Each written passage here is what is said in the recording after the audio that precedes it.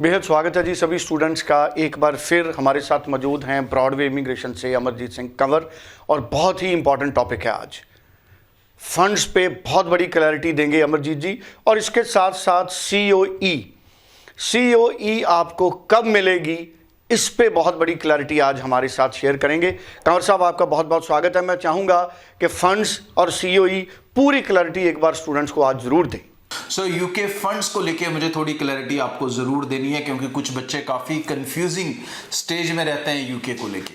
बच्चे ज्यादातर ये सोचते हैं कि हमें यूके के लिए फंड दिखाने होते हैं। फंड कहीं पर भी 10 लाख से लेके 17-18 लाख के बीच में हो सकते हैं, और ये हमें एम्बेसी में दिखाने होते हैं। तो भाई सबसे पहले इस गलत फहमी को अपने दिमाग से निकाल दो, क्योंकि उससे पहले, एम्बेसी से पहले ये फंड देखेगी आपकी यूनिवर्सिटी फंड देखने के बाद ही आपको कास्ट लेटर इशू करेगी। This is a scenario in 99% university. सिर्फ 1% यूनिवर्सिटीज होती हैं जो फंड नहीं देखती और आपको कास्ट लेटर दे देती हैं, बट 99% यूनिवर्सिटीज आपके फंड्स देखती हैं। तो इसका मतलब ये कि 28 दिन पुराने आपको इस हिसाब से नहीं चाहिए कि आपकी फाइल एम्बेसी कब जाएगी। आपको 28 दिन पुराने इस हिसाब से चाहिए कि आपने कास्ट कब अप्लाई करना है।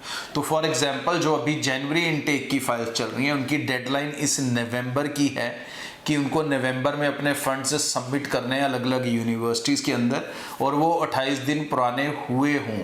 नहीं हुए हैं तो आपको बैंक लोन सेकंड ऑप्शन आपके लिए हो सकता है, नहीं तो आपको 28 दिन पुराने ही चाहिए। जो भी कंसल्टेंट के साथ आप अपनी एप्लीकेशन को प्रोसेस कर रहे हो, मेक श्योर कि आप ये क्लॉज मीट करते हो। अगर नहीं मीट करोगे तो फिर आपकी डेफर वाली सिचुएशन बन सकती है, जिसके कारण फिर आपका केस आगे जा सकता है।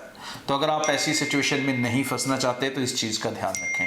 फंड्स दिखाने कितने, अगर लंदन से बाहर किसी भी और शहर में पढ़ने जाते हो तो इंडियन करेंसी में तकरीबन 10 लाख चाहिए। कम, बट मैं ज़्यादा बता रहा हूँ थोड़े से, ताकि कम ना पड़े, क्योंकि एक्सचेंज रेट का फ़र्क आ जाए तो एम्बेसी में रिफ्यूज़ल आ जाता है।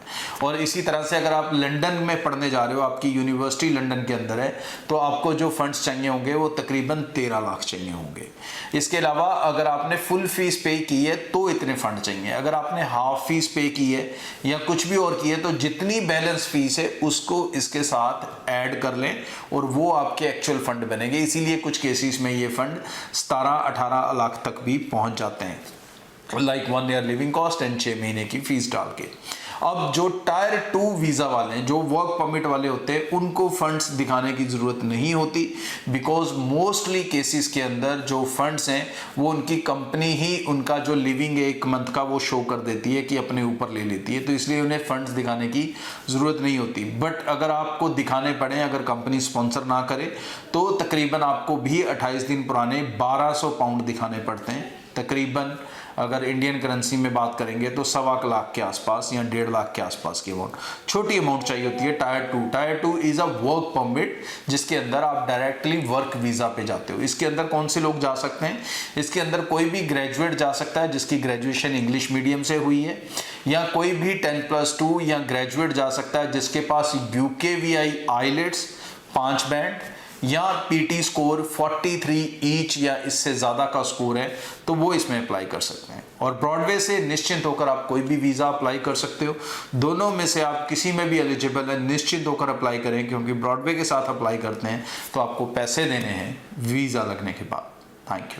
So thank you so much. बहुत ही अच्छी इन्फॉर्मेशन हमारे साथ अमरजीत सिंह कंवर जी ने शेयर की है, जो कि ब्रॉडवे इमिग्रेशन सर्विसेज के चीफ हैं। ब्रॉडवे इमिग्रेशन के उत्तर भारत में कई जगह पर ऑफिसेज हैं, लिस्ट नीचे मौजूद है। इस वीडियो में नंबर है 9023890238। इस नंबर पे फ़ोन करके, कॉल करके आप ब्रॉडवे इमिग्रेशन से अपना राब्ता बना सकते हैं। आप ब्रॉडवे इमिग्रेशन की वेबसाइट्स के ज़रिए लॉगिन करके डायरेक्ट अपनी फ़ाइल लॉन्च कर सकते हैं। इस नंबर पे फ़ोन करके भी आप ब्रॉडवे इमिग्रेशन के ज़रिए अपनी फ़ाइल ऑनलाइन मूव कर सकते हैं। Thank you so much.